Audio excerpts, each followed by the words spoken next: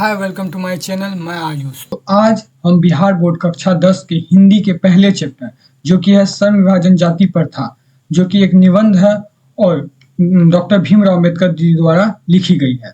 तो आज हम इस वीडियो में जितने भी महत्वपूर्ण ऑब्जेक्टिव प्रश्न हैं जो कि प्रीवियस ईयर में पूछे गए हैं और आपके मंथली एग्जाम में आए हुए हैं, सभी ऑब्जेक्टिव को आज करने वाले हैं। और मैं ये गारंटी के साथ कह सकता हूँ कि इनमें से ढेर सारे ऑब्जेक्टिव आपके एग्जाम में जरूर से जरूर फंसेंगे। तो आज का यह वीडियो प्रारंभ करते हैं। आप लोग वीडियो के अंत तक बने रहिए। अगर चैनल पे नए हैं तो सब्सक्राइब कर दीजिए और वीडियो अच्छा लगेगा हमारे वीडियो को लाइक करें और कमेंट भी करें। आपको कहीं पे कोई क्वेश्चन में अगर डाउट हो तो कमेंट कर सकते हैं। तो शुरुआत करते हैं अपना। तो पहला प्रश्न है, बुद्धिज्म एंड कम्युनिज्म किसकी रचना है? बुद्धिज्म एंड कम्युनिज्म किनकी रचना है? ए मैक्स मुलर जी की, बी अमरकांत जी का, सी महात्मा गांधी जी का, डी भीमराव अंबेडकर का। तो बुद्धिज्म एंड कम्युनिज्म किनकी रचना है? बुद्धिज्म एंड कम्युनिज्म है बाबा भीमराव अंबेडकर की रचना। तो ऑप्शन डी, ऑप्शन डी। तो ऑप्शन डी हो जाएगा इसका सही आंसर। तो चलते हैं अगले प्रश्न की ओर। तो अगला प्रश्न है हमारा, हु आर सुधराज किनकी रचना है? तो हु आर सुधराज किनकी रचना है? ऑप्शन ए भीमराव अंबेडकर की, ऑप्शन बी अमरकांत जी की, ऑप्शन सी महात्मा गांधी की, ऑप्शन डी यतेंद्र मिश्र की। तो देखिए, भीमराव अंबेडकर जी द्वारा लिखी गई, जैसे annihilation of caste, the caste in India, who are Shudras जैसी ढेर सारे रचनाएं हैं। तो हु आर सुधराज जो है वो भी डॉक्टर भीमराव अंबेडकर द्वारा लिखी गई है। तो इसका 2 नंबर का क्या हो जाएगा आंसर? ए। चलते हैं अगले प्रश्न की ओर। तो तीसरा नंबर का प्रश्न है, मानव मुक्ति के पुरोधा किसे कहा गया है? तो मानव मुक्ति के पुरोधा बाबा भीमराव अंबेडकर जी को कहा गया है। तो ऑप्शन सी सही हो जाएगा। मानव मुक्ति के पुरोधा बाबा भीमराव अंबेडकर को कहा गया है। तो चलते हैं अगले प्रश्न की ओर। 4 नंबर प्रश्न है, भारत में जाति प्रथा का मुख्य कारण क्या है? ऑप्शन ए बेरोजगारी है, ऑप्शन बी गरीबी, ऑप्शन सी उद्योग धंधे की कमी, ऑप्शन डी अमीरी। तो देखिए, भारत में जाति प्रथा का मुख्य कारण, मतलब लेखक के अनुसार भारत में जाति प्रथा का मुख्य कारण है बेरोजगारी। क्या कारण है? बेरोजगारी। चलते हैं अगले प्रश्न की ओर। तो 5 नंबर का प्रश्न है, जाति प्रथा स्वाभाविक विभाजन नहीं है, क्यों? तो जाति प्रथा स्वाभाविक विभाजन तो नहीं है, इसका कारण क्या है? चलते देखते हैं क्यों है, क्यों नहीं है। तो देखते हैं, पहला ऑप्शन है भेदभाव के कारण, बी शोषण के कारण, सी गरीबी के कारण, डी रुचि पर आधारित नहीं होने के कारण। तो जाति प्रथा स्वाभाविक विभाजन नहीं है, क्यों है, क्यों नहीं है? तो रुचि पर आधारित नहीं होने के कारण। तो ऑप्शन डी, 5 नंबर का ऑप्शन डी सही हो जाएगा। ऑप्शन डी सही होगा। तो चलते हैं अगले प्रश्न की ओर। 6 नंबर का प्रश्न है, श्रम विभाजन और जाति प्रथा के लेखक कौन है? तो श्रम विभाजन जाति प्रथा के लेखक कौन है? बाबा भीमराव अंबेडकर। तो बाबा भीमराव अंबेडकर, ऑप्शन बी सही हो जाएगा।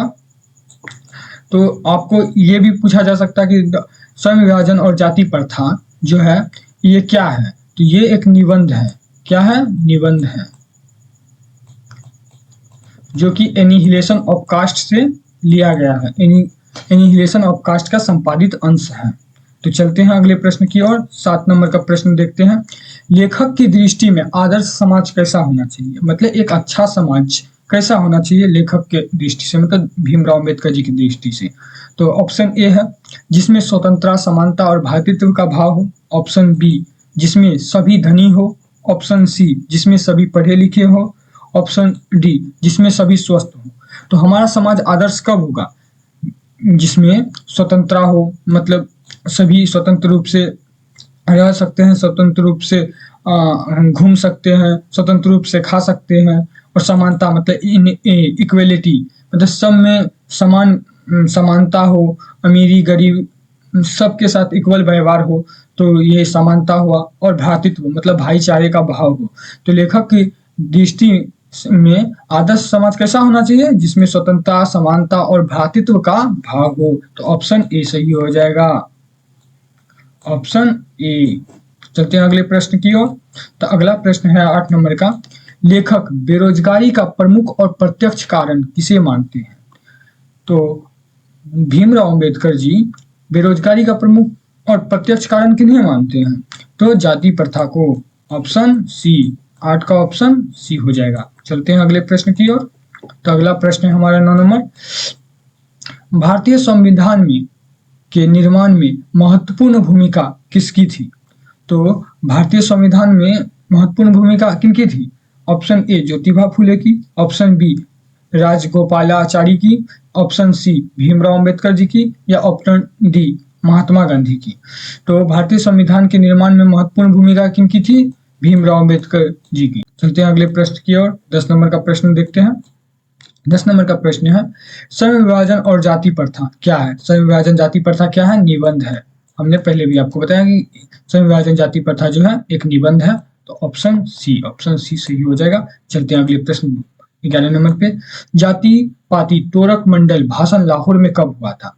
जाति पाति तोरक मंडल भाषण लाहौर में कब हुआ था? तो ये हुआ था 1936 ईस्वी में। 1936 ईस्वी में हुआ था। कब हुआ था? 1936 ईस्वी में। तो ऑप्शन सी सही हो जाएगा। चलते हैं अगले प्रश्न की ओर। 12 नंबर का प्रश्न है, निम्नलिखित रचनाओं में कौन सी रचना डॉक्टर अंबेडकर की है? तो देखिए, द कास्ट इन इंडिया, हुआ सुद्राज, द अनटचेबल और डी इनमें से सभी। देखिए, द कास्ट इन इंडिया भी है भीमराव अंबेडकर जी की, हुआ सुद्राज भी है, द अनटचेबल भी है और इनमें से सभी, मतलब इनमें से सभी। ऑप्शन डी सही हो जाएगा इसका आंसर। चलते हैं अगले प्रश्न की ओर। तो अगला प्रश्न है हमारा 13 नंबर का, संविभाजन और जाति प्रथा पाठ बाबा साहेब के किस भाषण का संपादित अंश है? तो किस भाषण का संपादित अंश है? तो एनिहिलेशन ऑफ कास्ट का है। तो ऑप्शन सी सही हो जाएगा। चलते हैं अगले प्रश्न की ओर। तो अगले पास 14 नंबर के प्रश्न को देखते हैं। अंबेडकर जी के चिंतन व रचनात्मकता के लिए प्रेरक व्यक्ति कौन थे? अंबेडकर जी के चिंतन व रचनात्मकता के लिए प्रेरक व्यक्ति कौन थे? बुद्ध, ज्योतिबा फूले, कबीर, इनमें से सभी। तो इनमें से सभी ऑप्शन होगा। बुद्ध जो कि बौद्ध धर्म के संस्थापक है, ज्योतिबा फूले को श्रेय दिया जाता है भारत में महिलाओं के लिए सबसे पहले स्कूली शिक्षा की व्यवस्था के लिए ज्योतिबा फुले को श्रेय दिया जाता है। कबीर जो कि निर्गुण भक्ति धारा के एक बहुत बड़े संत थे। तो चलते हैं अगले प्रश्न की ओर। 15 नंबर प्रश्न है, अंबेडकर जी का जन्म किस परिवार में हुआ था? अंबेडकर जी का जन्म किस परिवार में हुआ था? एक दलित परिवार में हुआ था। कहाँ हुआ था? महू, मध्य प्रदेश में। तो ऑप्शन बी सही हो जाएगा। चलते हैं अगले प्रश्न की ओर। डॉक्टर अंबेडकर की माता का नाम क्या था? डॉक्टर अंबेडकर जी की माता का नाम क्या था? A Kuntibai, option B Bhimabai, option C Ranibai, option D Shilabai.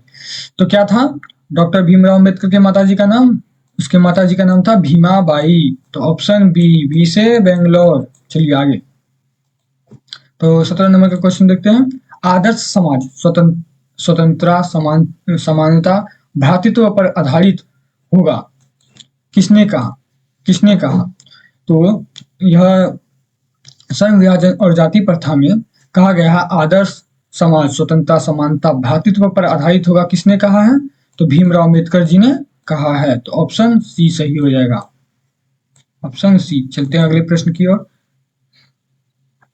Doctor Bhimrao Ambedkar की मृत्यु कब और कहाँ हुई? डॉक्टर भीमराव अंबेडकर जी की मृत्यु दिल्ली में हुआ था 1956 ईस्वी में। कब हुआ था? 1956 ईस्वी में दिल्ली में।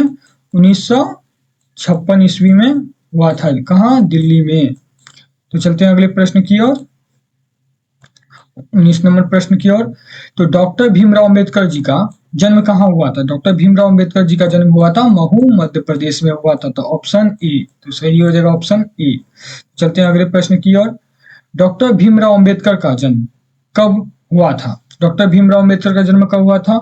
ऑप्शन ए 14 अप्रैल 1988 को, 14 अप्रैल 1890 को, ऑप्शन सी 14 अप्रैल 1989 को, डी 14 अप्रैल 1891 को। तो डॉक्टर भीमराव अंबेडकर जी का जन्म हुआ था 14 अप्रैल 1891 को। कहाँ पे हुआ था? महू, मध्य प्रदेश में हुआ था। तो चलते हैं अगले प्रश्न की ओर। भारतीय संविधान का निर्माता किसे कहा जाता है? तो भारतीय संविधान का निर्माता किसे कहा जाता है? हमारे भीमराव अंबेडकर जी को कहा जाता है। तो ऑप्शन बी सही हो जाएगा। Option B correct. चलते हैं अगले प्रश्न की ओर। तो अगला प्रश्न है हमारा 22 नंबर का। लेखक को इस युग में कहां पर विडंबना दिखाई दिया? तो जातिवाद में ऑफिशियली, क्योंकि ये जाति पर लिखा गया एक निबंध है, तो इसमें ज्यादातर तो जातिवाद पे ही फोकस किया गया है। तो इसका ऑप्शन आंसर हो जाएगा ए, जातिवाद पर। तो डॉक्टर अंबेडकर का वाग्मय हिंदी में कितने खंडों में प्रकाशित हो चुकी है? तो कितने खंडों में प्रकाशित हो चुकी है? डी, 21 खंडों में प्रकाशित हो चुकी है। तो चलते हैं अब हम अगले प्रश्न की ओर 24 नंबर पे। तो आधुनिक सभ्य समाज कार्यकुशलता के लिए किसे आवश्यक मानता है? तो किसे आवश्यक मानता है? संविभाजन को, या जन विभाजन को, धन विभाजन को, जाति विभाजन को? तो संविभाजन को मानता है। ऑप्शन ए करेक्ट हो जाएगा। चलते हैं अगले प्रश्न की ओर 25 नंबर प्रश्न की ओर। डॉक्टर अंबेडकर के पिता का नाम क्या था? डॉक्टर अंबेडकर जी के पिता का नाम था रामजी सकपाल और माँ का नाम क्या था? भीमा बाई। याद रखिएगा, बहुत इंपॉर्टेंट है, ये पूछता है। चलते हैं अगले प्रश्न की ओर। तो अगला प्रश्न है 26 नंबर। जाति प्रथा संविभाजन के साथ किनका रूप लिए हुए है? जाति प्रथा संविभाजन के साथ किनका रूप लिए हुए हैं? तो श्रमिक विभाजन का भी लिया हुआ है। मतलब जाति के आधार पर कार्य को बांट देना, उसी के बारे में बताया गया है। चलते हैं अगले प्रश्न की ओर। 27 नंबर प्रश्न को देखते हैं। तो डॉक्टर भीमराव अंबेडकर ने किस प्रथा को आर्थिक पहलू से खतरनाक माना है? तो किस प्रथा को आर्थिक पहलू से खतरनाक माना है? तो जाति प्रथा को। तो ऑप्शन डी दिल्ली। चलते आगे प्रश्न की ओर। तो 28 नंबर का प्रश्न है। किनके प्रोत्साहन पर बाबा साहेब उच्चतर शिक्षा हेतु न्यूयॉर्क गए? याद रखिएगा कहाँ पे गए थे। तो ये भी क्वेश्चन पूछ सकता है कि उच्चतर शिक्षा के लिए भीमराव अंबेडकर जी कहाँ गए थे? तो न्यूयॉर्क गए थे। तो ये किनके द्वारा गए थे, किनके प्रोत्साहन से गए थे? बड़ोदरा नरेश के। तो ऑप्शन बी बेंगलोर। चलते हैं अगले प्रश्न की ओर। 29 नंबर का प्रश्न देखते हैं। आर्थिक पहलू से भी जाति प्रथा डैश है। तो तभी जो अगले प्रश्न में देखे थे हम लोग, क्या था? हानिकारक, क्योंकि हानिकारक है आर्थिक पहलू से भी क्या? जाति प्रथा। चलते हैं अगले प्रश्न की ओर। सच्चे लोकतंत्र का पर्याय है भाईचारा होना चाहिए, जाति प्रथा होना चाहिए, या अनुकूल होना चाहिए, या सुशासन होना चाहिए? तो भाईचारा होना चाहिए सभी में, तभी एक सही लोकतंत्र देश कहलाता है, जैसे हमारा देश प्यारा भारत देश है। चलते हैं अगले प्रश्न की ओर। बाबा साहेब द्वारा रचित पुस्तक है genesis and development, Buddha and his Dhamma, Buddhism and communism, इनमें से सभी डॉक्टर भीमराव अंबेडकर जी की रचना है। तो चलते हैं अगले प्रश्न की ओर। संविभाजन और जाति प्रथा शीर्षक किनके द्वारा हिंदी में रूपांतरित है? मतलब कह रहा है कि संविभाजन और जाति प्रथा जो एनिहिलेशन ऑफ कास्ट से लिया गया है, वो किनके द्वारा हिंदी में रूपांतरित है? तो ललई सिंह यादव जी के द्वारा हिंदी में रूपांतरित है। तो ऑप्शन बी सही हो जाएगा। चलते हैं अगले प्रश्न की ओर। आधुनिक मनु कहा गया है। आधुनिक मनु किसे कहा गया है? डॉक्टर राजेंद्र प्रसाद जी को, सचिदानंद सिन्हा को, महात्मा गांधी को, या अंबेडकर जी को? तो किन्हें कहा गया है आधुनिक मनु? आधुनिक मनु कहा गया है अंबेडकर जी को। Option D Delhi. चलते हैं अगले प्रश्न की ओर। तो अगला प्रश्न है हमारा 34 नंबर का। विडंबना का अर्थ है, देखिए विडंबना का अर्थ होता है उपहास। मतलब कहता है ना, किसी का उपहास कर दिया, मतलब एक प्रकार की नेगेटिव सेंस में बोला जाता है विडंबना। ऑप्शन ए हो जाएगा इसका सही। चलते हैं अगले प्रश्न की ओर। भारत की राष्ट्रीय क्षमता का पूर्ण विकास किस व्यवस्था में संभव है? देखिए, भारत का जो विकास होगा, राष्ट्रीय विकास, किस प्रकार की समानता हमारे देश में, किस प्रकार की व्यवस्था है? हमारे देश में है समाजवादी व्यवस्था। मतलब सभी के लिए समान व्यवस्था है, किसी के लिए ज्यादा नहीं, किसी के लिए मतलब अमीर के लिए अलग नहीं, गरीब के लिए अलग नहीं, सबके लिए इक्वल है और सभी के लिए इक्वल है। यहाँ से आपको इकोनॉमिक्स का एक क्वेश्चन बन सकता है, जैसे कि भारत में किस प्रकार की आर्थिक व्यवस्था है? तो इसका हो जाएगा समाजवादी अर्थव्यवस्था। ये आपको इकोनॉमिक्स में आ सकता है आपका क्वेश्चन कि भारत में किस प्रकार की आर्थिक व्यवस्था है, तो हम लोग का मिक्स्ड इकोनॉमी है, जिसे हम लोग समाजवादी कहते हैं, मतलब सभी के लिए इक्वल है। तो यहाँ पे 35 नंबर का क्या आंसर हो जाएगा, ऑप्शन बी। चल तो हो गया। तो ये 35 बहुत महत्वपूर्ण प्रश्न थे, जिसमें हम लोगों ने प्रीवियस ईयर के क्वेश्चन डाले हैं, और जो कि आपका मंथली एग्जाम होता है वहाँ उनसे भी हमने प्रश्न उठाए हुए हैं। यह प्रश्न बहुत ही इंपॉर्टेंट है आपके एग्जाम की दृष्टिकोण से। तो मैं उम्मीद करता हूँ यह वीडियो आपको पसंद आया होगा। अगर पसंद आया है तो हमें कमेंट करके बताएं और वीडियो को लाइक करें, और नए हैं तो चैनल पर सब्सक्राइब करें, ताकि आपको अगली जो दूसरा चैप्टर है उसका भी वीडियो जल्द ही मिल जाए।